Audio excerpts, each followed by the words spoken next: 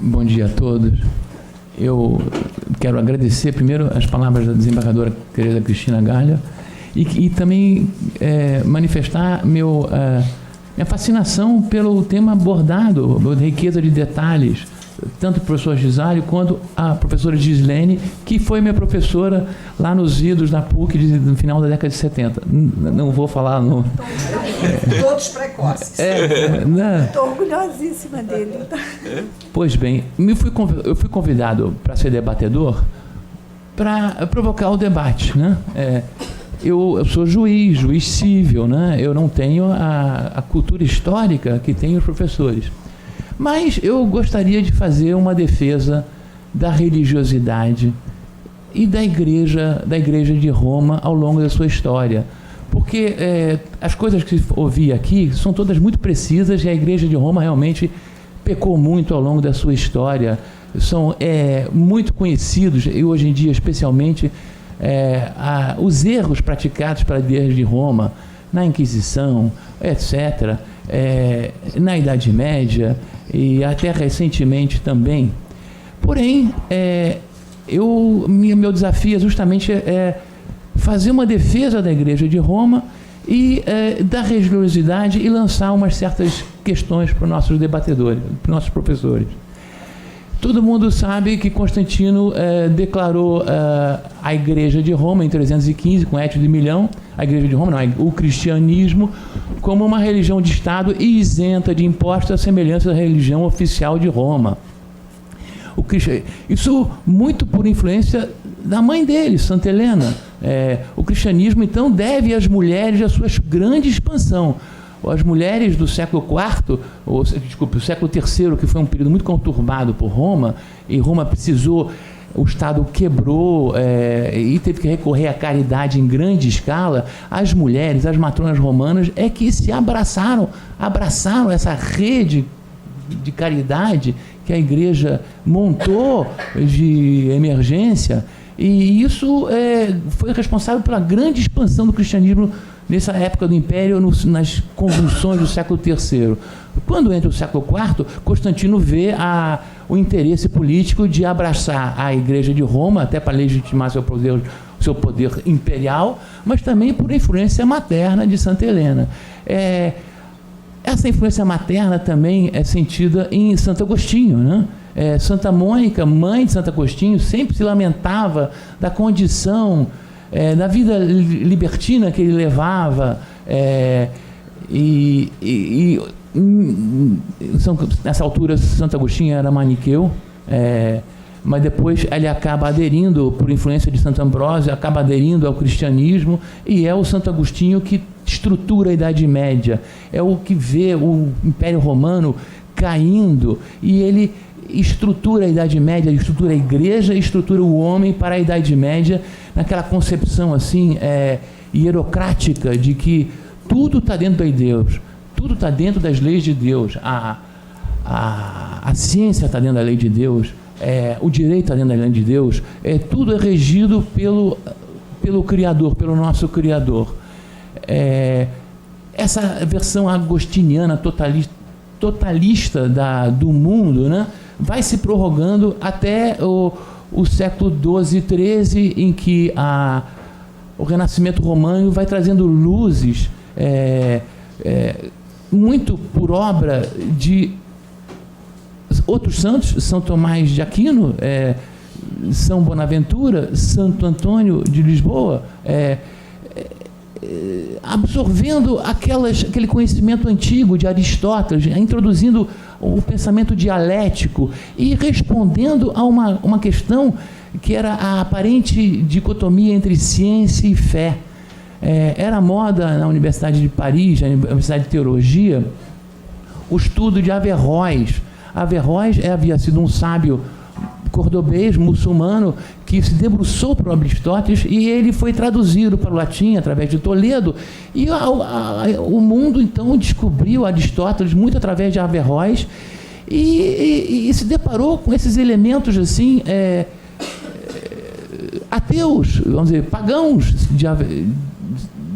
de Aristóteles, sobre a criação. Segundo esse Averroes, o Deus, Averroes que era muçulmano, né? O Deus da criação era um Deus que, após ter criado, estava descansado.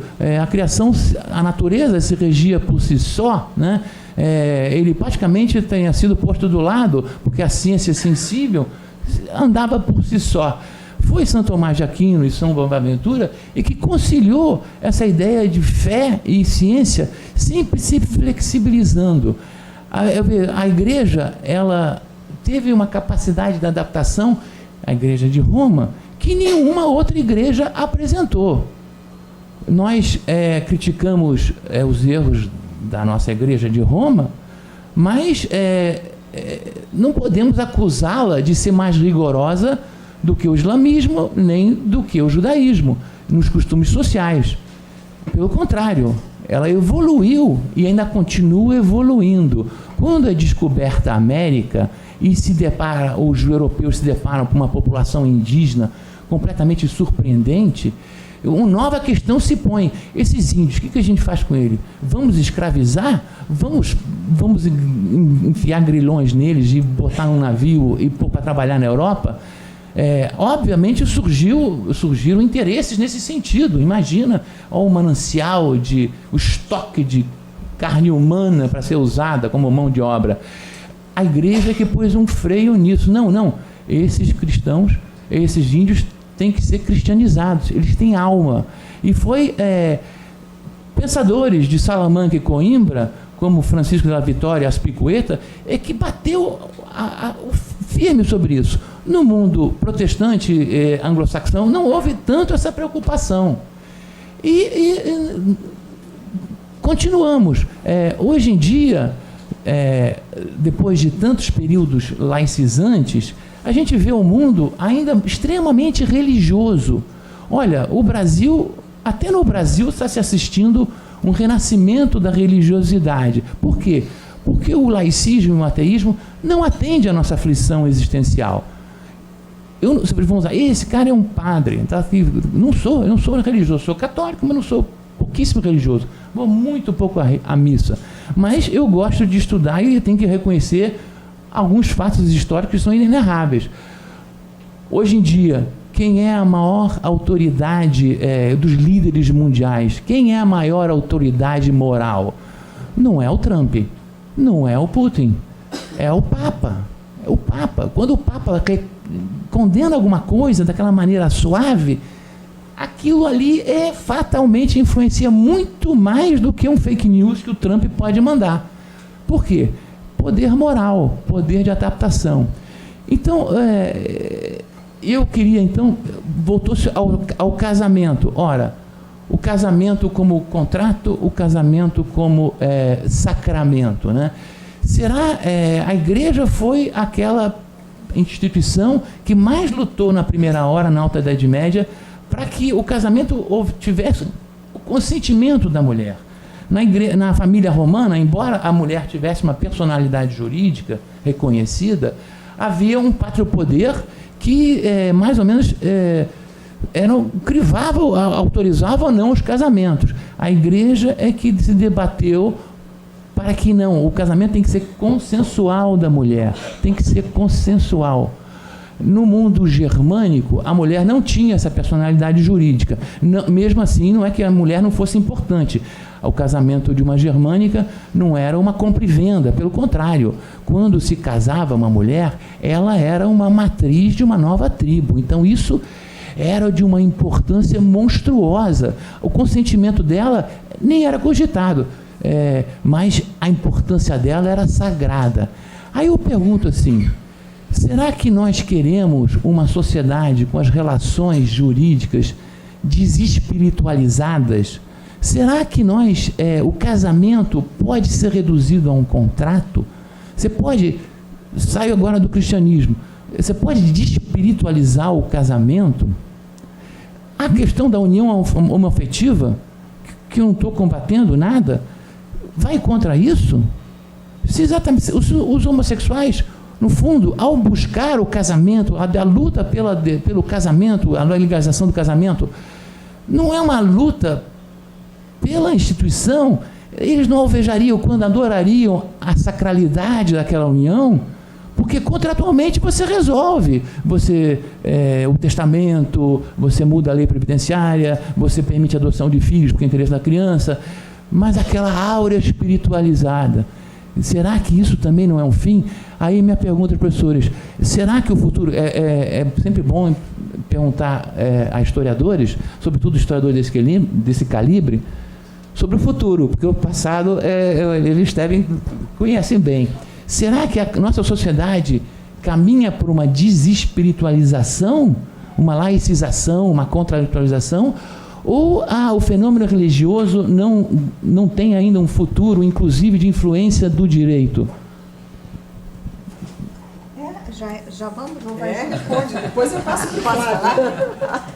Ixi, que boa pergunta, sabe por quê? Ela é uma pergunta quase de 500 anos. Mais? Não, estou colocando em termos... Bom, a lei do... o casamento como sacramento, eu coloco aqui no texto. Ele é do Concílio de Latrão IV, do ano de 1215, no universo da cristandade ocidental. Né? Não sei muito pouco da cristandade oriental.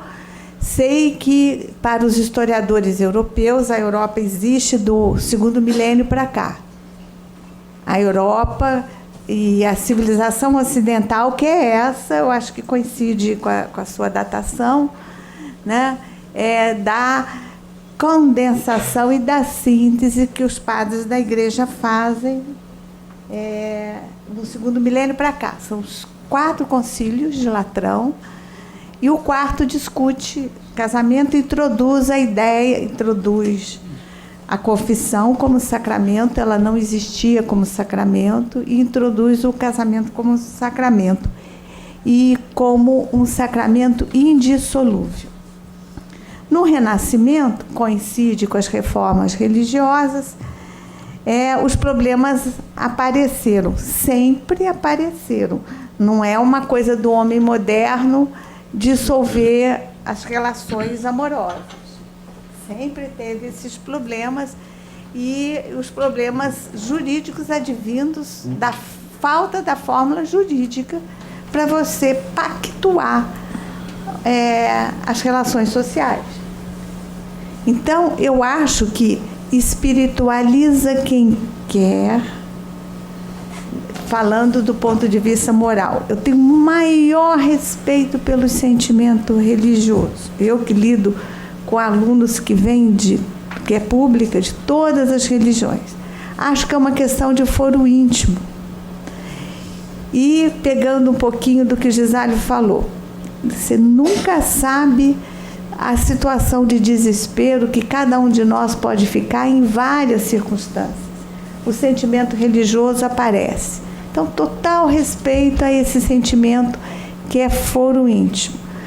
Eu estou colocando as questões quando sai da religião e entra para o público. E quando você interfere na vida pública e nos direitos. Daí que você não pactuar bem a relação religião e direito, e religião e sociedade, você acaba extrapolando o terreno de cada um. Você acaba, por exemplo, das religiões monoteístas a ideia de indivíduo, não é só burguesa. Santo Agostinho vai escrever as Confissões. A ideia de indivíduo, porque se você tem um Deus, você tem um indivíduo também. E as projeções religiosas que isso daí vai projetar do ponto de vista da cultura religiosa. E o monoteísmo, segundo Freud, segundo vários analistas de História dos Direitos Humanos, ele coloca vários problemas relativos à ideia de pureza. Porque ele não admite outros deuses, a não ser o seu Deus. E isso vai ocorrer em todas as religiões monoteístas, especialmente naquele bolsão d'água do Mediterrâneo, das religiões oriundas do Velho Testamento. São 3 religiões monoteístas importantes, abrange contingentes da humanidade nas cifras de bilhões de pessoas, que é o judaísmo, o cristianismo e o islamismo.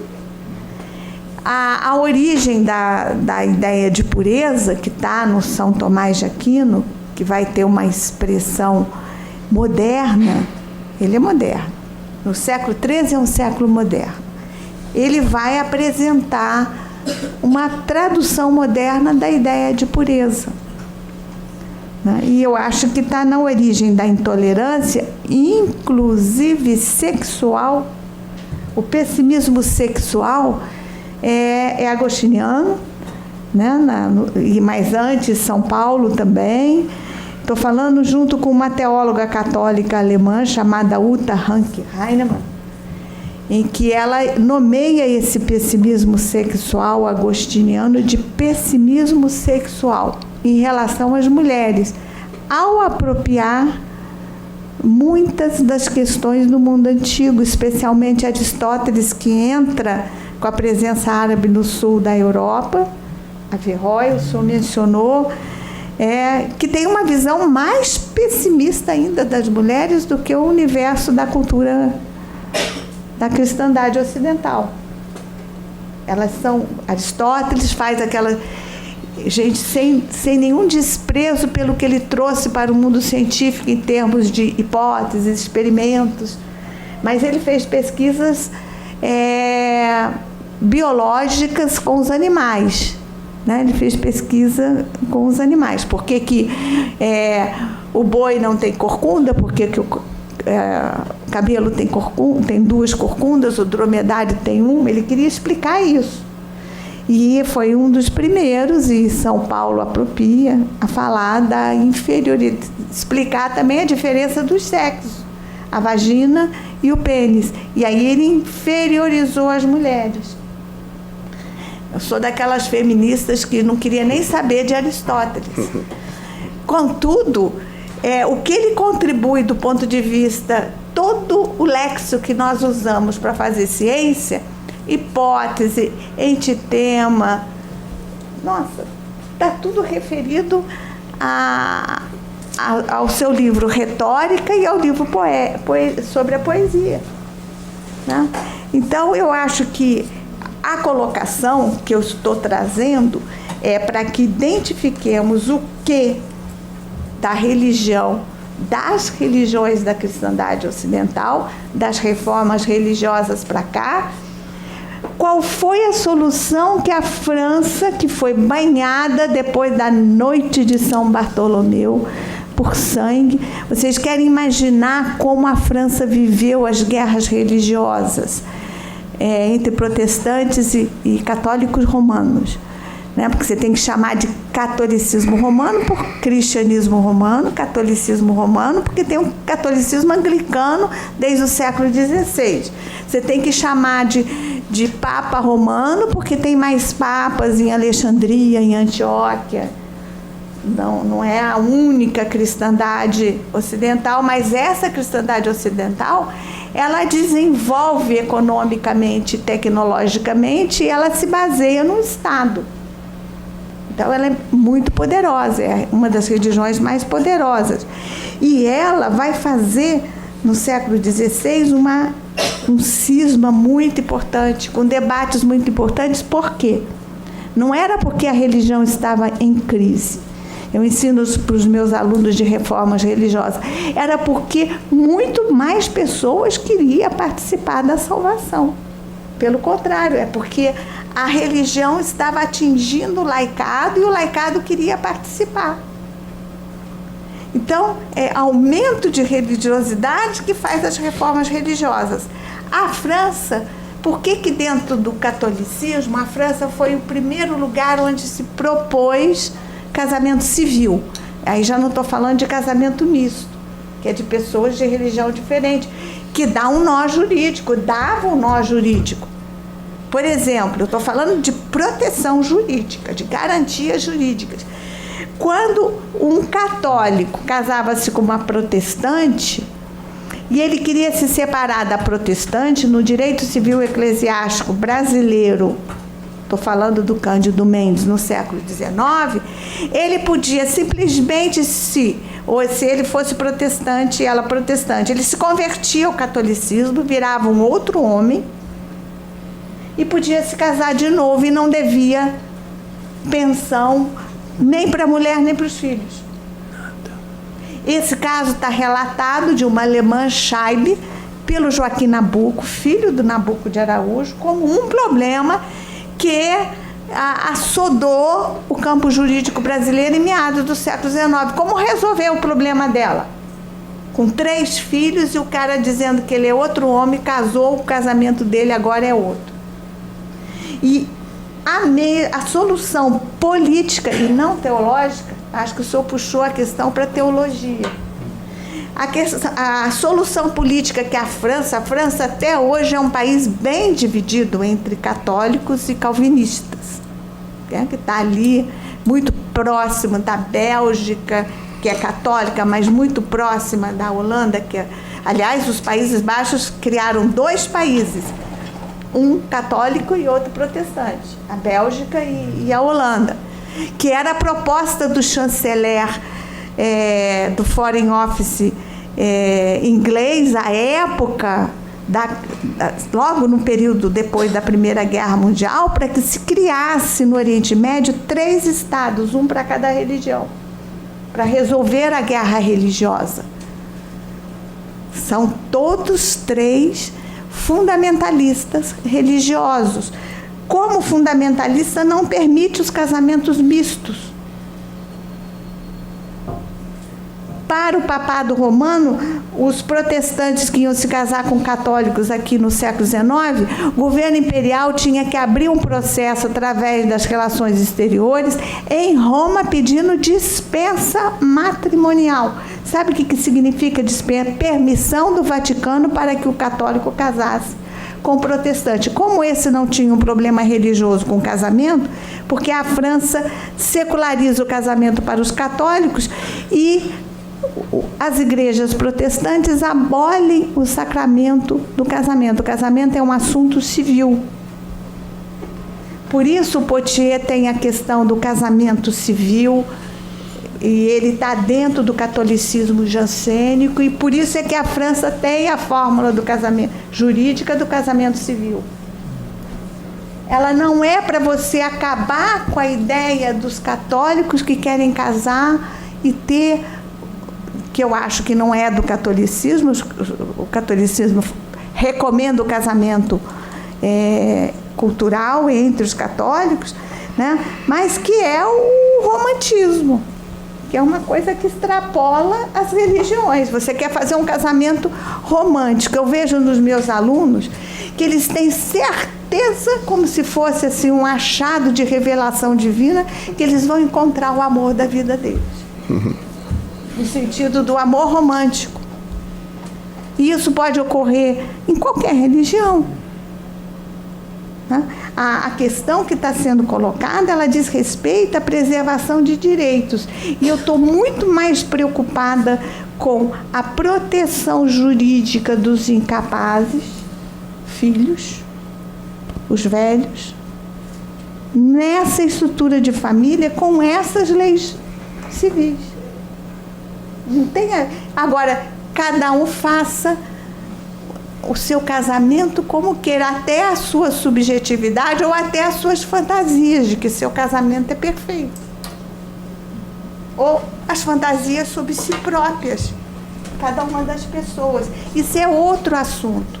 Eu não estou falando contra as pessoas quererem casar como sacramento. Estou falando que quando isso é exclusivo e quando isso afeta o campo jurídico, João Paulo II, que veio depois de Paulo VI, que foi o Papa do Concílio Vaticano II, que permitiu a mudança do rito tridentino, que, portanto, introduziu a reza nas línguas vernáculas.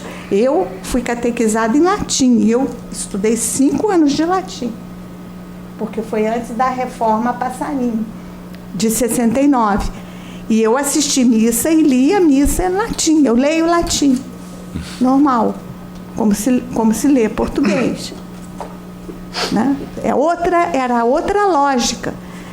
O rito era tridentino. João Paulo, o Concílio Vaticano II rompe com o rito tridentino e convida observadores, teólogos protestantes, rabinos, são observadores no Concílio Vaticano II. E coloca algumas questões de flexibilização da ideia de pureza, quando ele admite conversar com outros teólogos. Aí vem João Paulo II, 2 anos depois dele ser Papa, ele manda um edito para os juízes católicos do mundo inteiro atrasarem e impedirem os processos de divórcio. Ele recomenda.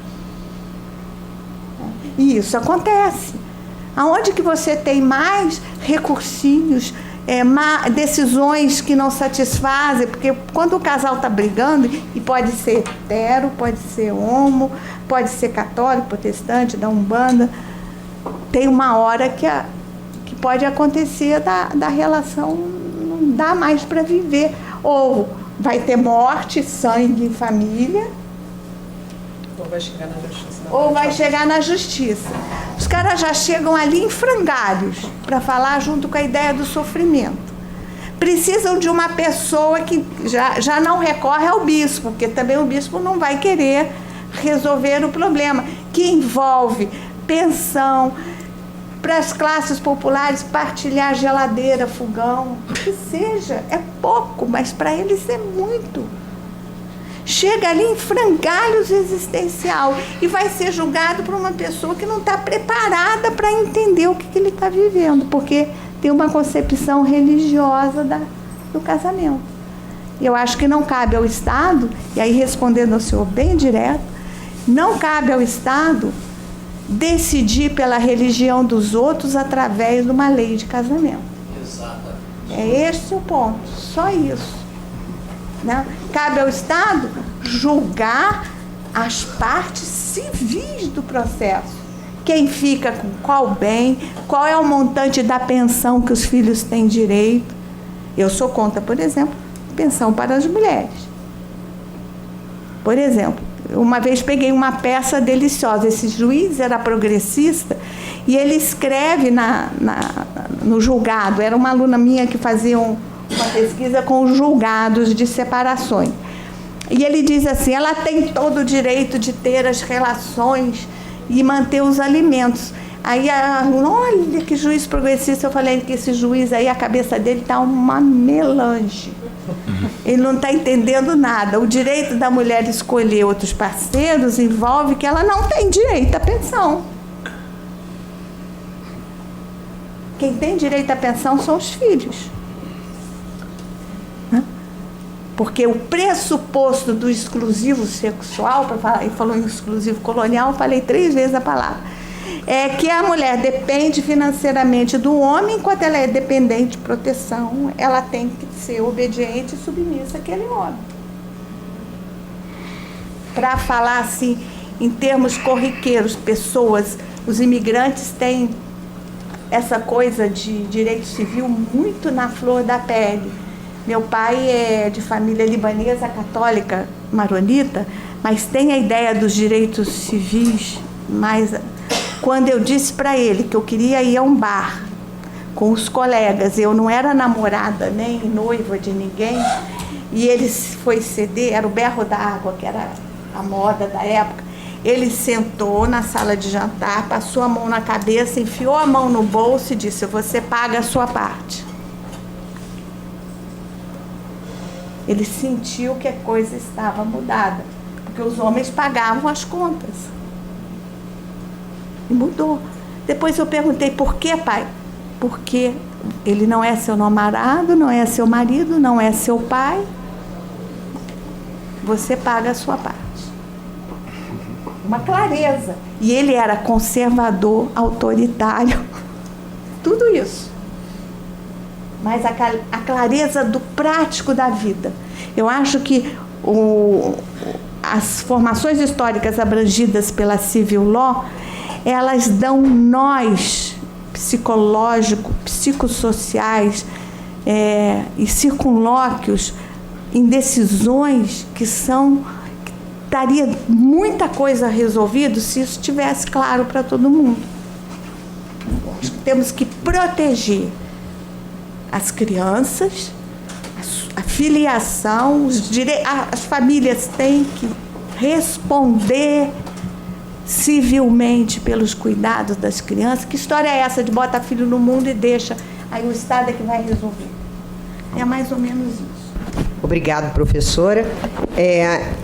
Vou passar a palavra para o doutor Flávio, mas eu não sei antes fazer uma observação que é absolutamente... A gente traz isso para perto da gente, né?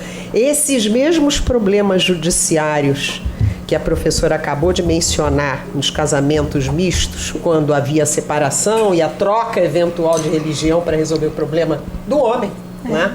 Nós estamos vivenciando hoje com as pessoas trans. É exatamente a mesma, vamos dizer assim, complexidade e dificuldade judiciária.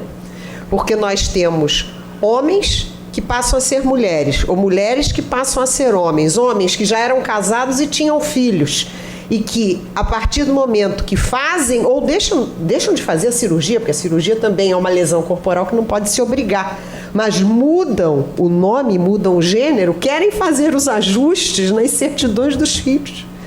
E os juízes não sabem resolver isso. Há uma perplexidade enorme. Claro que não são todos, mas há uma grande dificuldade em pensar soluções sem ir ao Papa, né?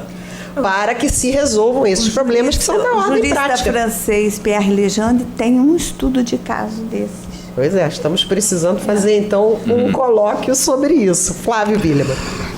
Eu quero agradecer, em primeiro lugar, a desembargadora Cristina Gaulia por mais uma vez possibilitar que ela aqui esteja participando de um seminário envolvendo temas tão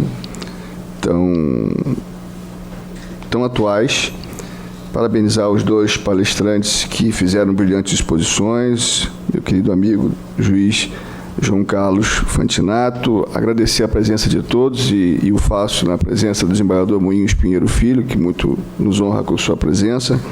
Eu, antes de entrar no tema, desembargadora Gaulia, enquanto a senhora e a professora Gislene falavam de registro, lembrei de uma preocupação cultural da cultura brasileira com registro. Lembrei de uma música do Chico Buarque, quando ele dizia: chega suado e veloz do batente, traz sempre um presente para me encabular. Tanta corrente de ouro, seu moço, que haja pescoço para enfiar. Me trouxe uma bolsa, já com tudo dentro, chave, caderneta, terço e patuá.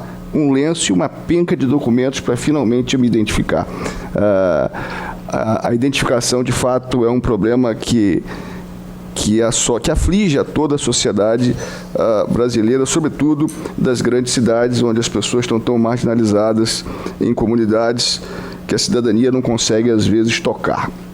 Mas, como disse o Dr. Fantinato, eu sou um advogado público e, às vezes, ao longo da minha carreira, me deparei muito com problemas envolvendo religião e Estado. Então, o meu enfoque, as minhas provocações que pretendo trazer aos professores vai tratar dessa relação entre Estado e religião, né? Um olhar, certamente, do passado, mas as minhas provocações serão dirigidas aos professores, pensando também, a exemplo do professor Fantinato, um olhar para o futuro.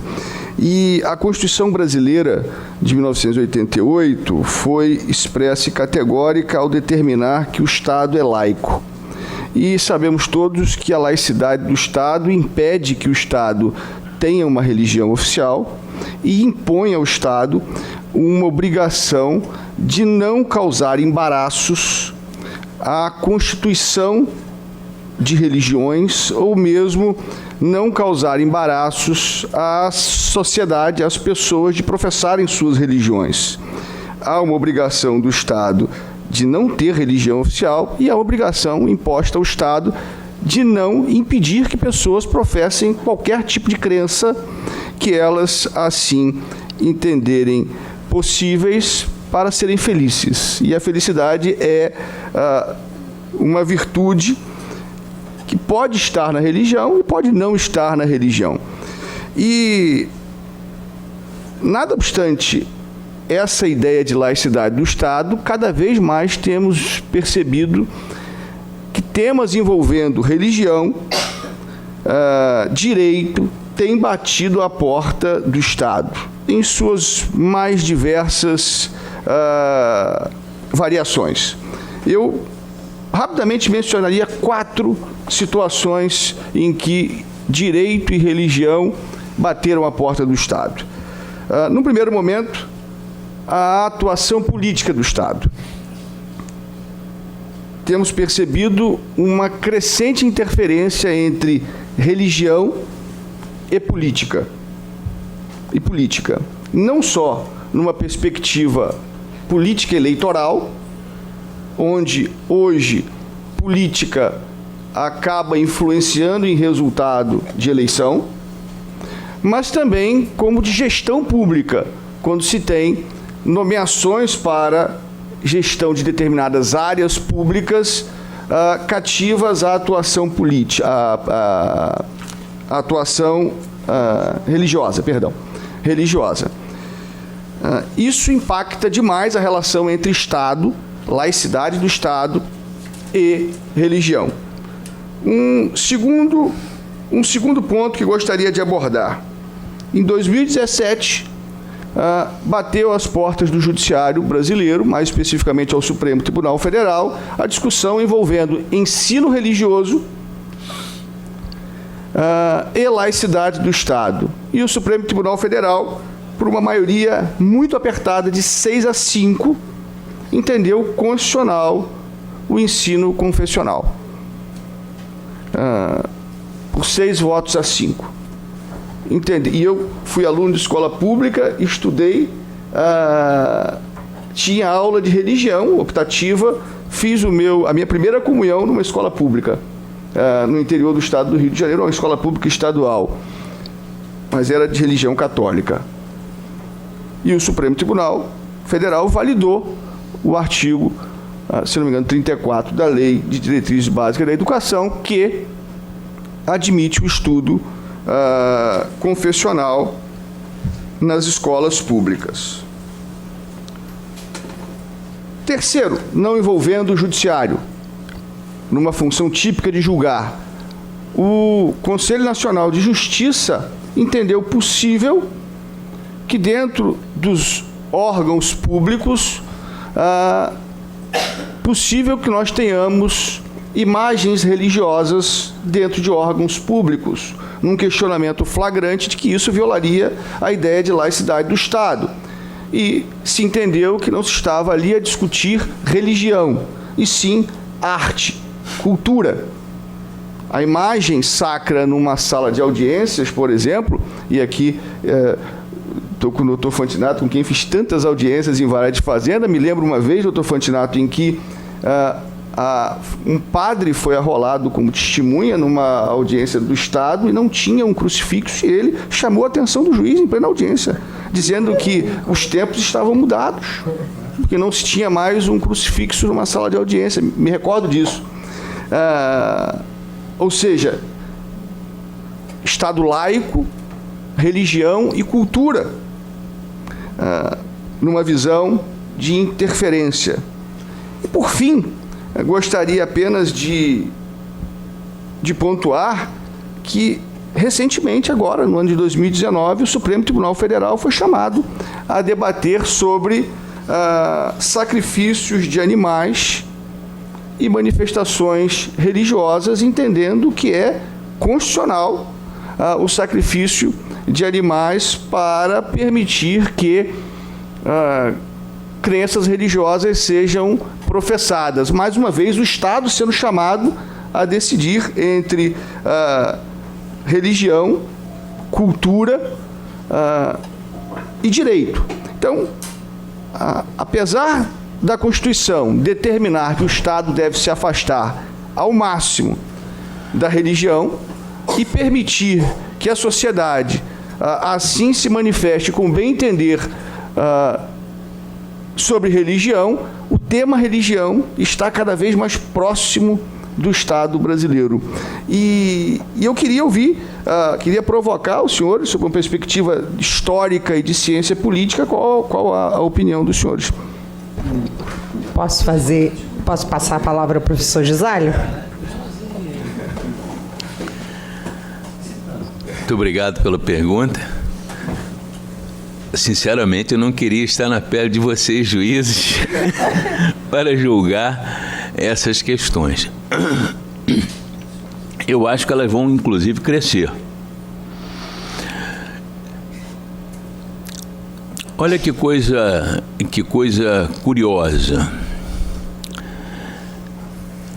Em muitas das discussões que tem por trás a questão religiosa e da teologia, está uma que foi fundamental na vitória do Partido Republicano nos Estados Unidos da América e, na sequência, mantidas em linhas gerais a visão tradicional. Estou me referindo ao aborto. Já não estou me referindo às relações de gênero, transgênero, casamento de pessoas do mesmo sexo, etc. Reparem, do ponto de vista da discussão,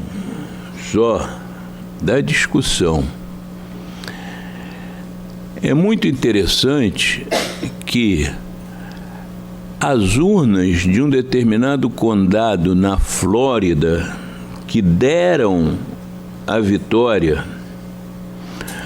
ao Partido Republicano, que estava sendo questionada no Supremo Tribunal lá, e que foi tudo paralisado por causa do ataque de 11 de setembro, permanecendo, portanto, a vitória do presidente, diz respeito a uma indagação simples e que mostra, vamos dizer assim, o quanto a Igreja Católica Romana pode estar defasada no que se refere às diretrizes jurídicas do Código Canônico.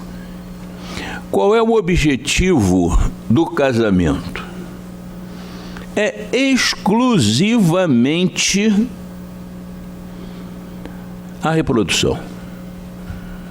Secundariamente, por mais que o teólogo se esforce a colocar no mesmo patamar da reprodução, não é o caso. Se não pode haver reprodução, o casamento não se celebra no âmbito do direito canônico. E qual o problema de tocar nisso, a despeito do colossal desenvolvimento do estudo da célula e do que quer dizer o conceito vida? A despeito desse desenvolvimento, a Igreja está aferrada a uma concepção que cada vez tem menos adeptos, que no momento que o espermatozoide encontrou o óvulo e fez-se o ovo, ali está viva a vida, ali está já o ser humano embrionário. Enquanto permanecer esta visão, há um corolário de consequências e a mais significativa é, a meu juízo, essa questão do aborto. nesse tal condado da Flórida, muito interessante, porque parece que foi previamente montado, mas não foi. A vitória minúscula que deu a vitória ao presidente Bush, a vitória minúscula, era dos votos de pessoas idosas que, ao apertarem a cédula com o estilete, não fizeram a força necessária para cair o pedacinho de papel. E o pedacinho de papel não caiu e o voto não se configurou. Significou o seguinte: o voto, por causa da partícula de papel que ficou presa no buraquinho, foi abortado. Eu apresentei um trabalho na Associação Brasileira de Ciência Política. Foi fantástico. Os mais jovens reagiram muito positivamente, mas a velha guarda, você está viajando na maionese. Eu digo, não estou viajando na maionese, nem não estou viajando. Eu estou mostrando só que o que deu o voto ao presidente Bush está conectado com a palavra aborto, no caso do voto, mas que ensejou a disputa no aborto, e aqueles votos eram anti-abortivos. Eu acho que, de fato, nós estamos num momento muito difícil, encruzilhadas mesmo, encruzilhadas, compreende? E nós vamos viver, eu acho, muitas contradições. Eu peço licença só para contar rapidamente esse episódio. Depois da invasão da Hungria, no colégio que eu estudava, católico também, e rezava-se demais entre os maristas, rezava o terço diariamente, mas eu até gostava. Mas eu rezei muito pela conversão da Hungria. Me lembro que o irmão marista dizia assim: não houve nunca um país comunista que deixasse de ser comunista. Todos os países comunistas continuam comunistas, e assim. Eu ficava um pouco assustado, porque ele perdia a perspectiva da esperança. Então, rezávamos o terço pela conversão da Hungria. Eu rezei dezenas de terços. Muito bem. Quando o comunismo caiu na Hungria, coincidiu de eu estar em Budapeste, num trabalho com a polícia de Budapeste. Ruiu tudo. Todo o esquema do Pacto de Varsóvia foi-se embora. O palácio que eles ocupavam tornou-se a Academia de Polícia, da Polícia de Budapeste. E eu estava justamente em Budapeste para estudar as transformações que haveriam de ocorrer, financiadas pelo mercado comum europeu, não tínhamos ainda a Comunidade Europeia, no sentido de uma polícia do Estado Democrático de Direito. E coincidiu uma coisa atrás da outra, que houvesse, era essa época de setembro ali, o aniversário do Estado húngaro, criado por Santo Estevão. Eu não sabia disso. Santo Estevão conseguiu tornar a Hungria um Estado católico, assassinando os herdeiros com aço derretido no ouvido. Imagine. Virou santo. Isso qualquer turista fica sabendo. Eu soube como turista, não foi pela história, não. Como turista. Depois confirmei na história. Mas bem, fui até a Praça de Santo Estevão no dia do Estado da Hungria, que fazia 900 e tantos anos, mais de 990, porque já fez um milênio. Mas na ocasião, e tinha uma missa campal. Eu me recordei de muitas missas campais no Colégio Marista, São José, e fomos à missa. Lá chegando, havia muita gente. A missa era concelebrada por cardeais, por bispos. Olha, uma coisa incrível. Uma hora, já que eu sou baixinho, eu trepei um barril de chopp, que vendia-se bebida à vontade, para ver, e vi um alvoroço assim no meio do grupo grande de assistentes. Fui lá me esgueirando assim, era o braço embalsamado de Santo Estevão, que só naquele dia, Uma relíquia. passa de mão em mão, respeitosamente. Eu não quis que passasse na minha mão, eu fiquei de longe, que eu fiquei com medo. Fiquei até com medo, não sou húngaro, vai que aquilo cai, sei lá. Mas eu fiquei olhando, piedosamente. Mas agora é que vem o importante, eu vou contar a vocês. Quando os bispos e cardeais concelebrantes levantaram a hóstia na hora da consagração e depois o cálice, olha, eu senti algo especialíssimo. Não durou, confesso a vocês, 20 segundos, mas durou 20 segundos. E 20 segundos às vezes parece uma eternidade. Eu falei para mim mesmo, não é que as minhas orações deram certo? Eu sou um escolhido, porque aí eu caí na real, acabou os 20 minutos, não acreditei nisso. 20 segundos. Segundos, mas acreditei sim que eu era partícipe de um momento singularíssimo na história da Igreja Católica Romana. E de fato era, porque eu nunca podia imaginar ter aquele exemplo na mão, não podia agora retrucar ao professor que dizia que nunca caiu, mas meu desejo era dizer, tá vendo? Olha aí, olha aí. E pouco depois, a União Soviética é que desaparece numa missa em plena Basílica de São Basílio, na Praça Vermelha.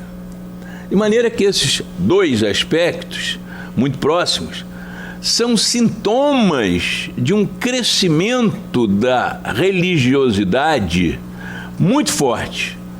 E há uma certa tensão aí, porque ao mesmo tempo as pessoas buscam a espiritualidade, a religião, mas buscam também menos sofrimento. Então essa, vou dizer assim, encruzilhada, compreende? No momento que o senhor falava, eu pensava comigo, no exato momento que o professor jurista ressalta que o Estado é laico, a nossa cidade passa por uma brutal caça aos candomblé. Foi aluno nosso lá na UF, o Babalorixá, Ivani.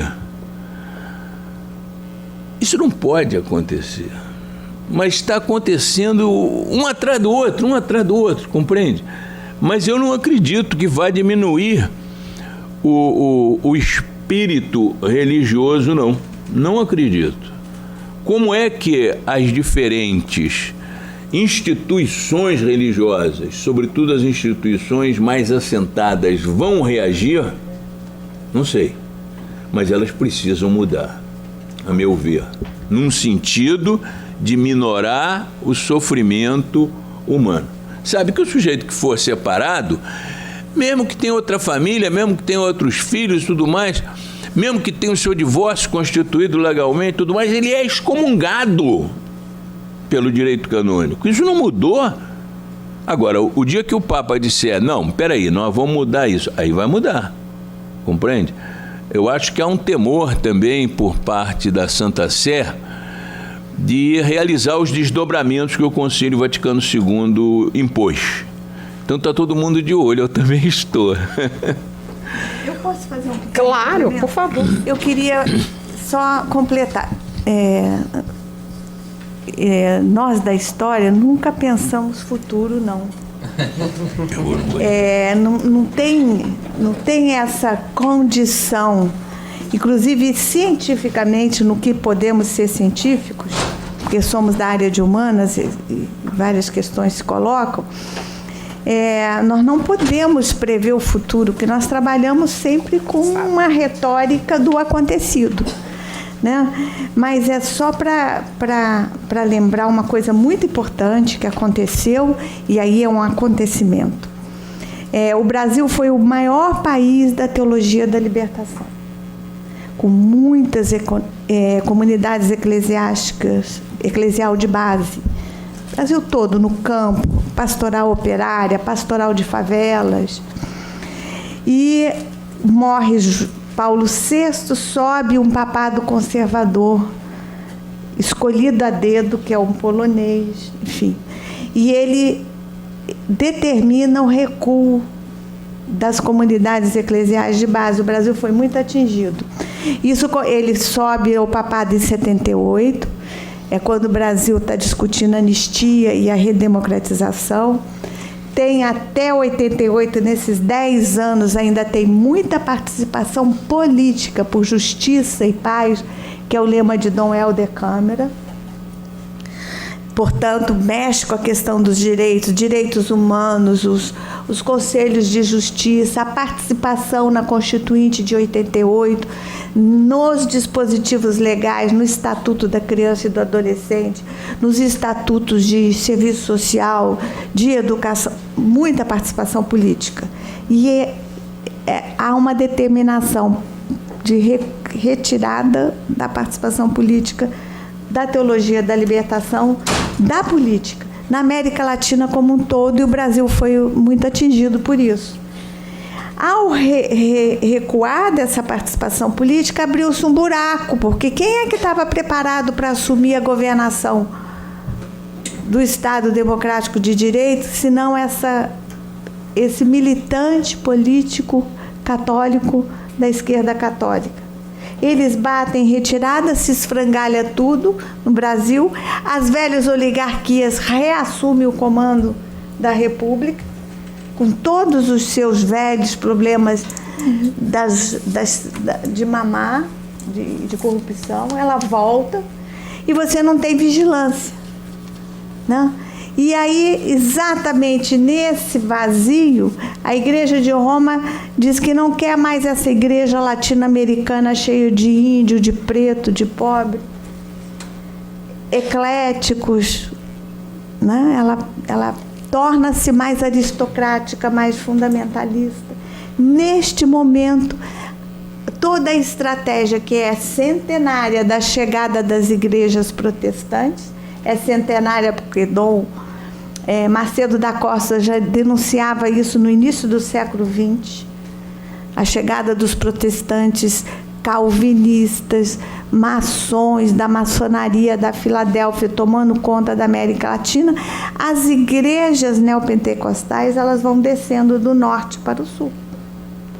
Então, essa retomada da participação política de igreja, com esse novo perfil, está diretamente relacionada à história internacional da igreja nos últimos 30 anos.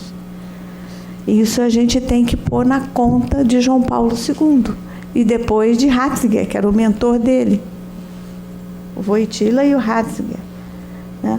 Isso é muito sério e tem que ser pesado na análise política da nossa contemporaneidade. Essas igrejas neopentecostais são fundamentalistas, formadas, uma parte delas naquele calvinismo mais fundamentalista, estão chegando com tudo, para disputar o poder político laico. Mas não é só no Brasil, é na América Latina como um todo, né? Então, só um detalhe de fato histórico, para a gente entender. É uma surpresa? Eu não sei por que era surpresa para nós todos, aquela guerra dos Balcãs, imagina, já foi comunista ali. Surpresa saber que os bolcheviques pactuaram com a Igreja Ortodoxa. Quem estuda a história da Revolução Russa e depois do regime soviético sabe que eles pactuaram, deram liberdade religiosa para as igrejas instituídas. Isso é interessante. Eles todos aderiram ao comunismo bolchevique. E no Islã, na parte da União Soviética dos países islâmicos, também pactuaram com o clero islâmico. Então, inocentes, não havia inocência nessa. Não há nunca. Né?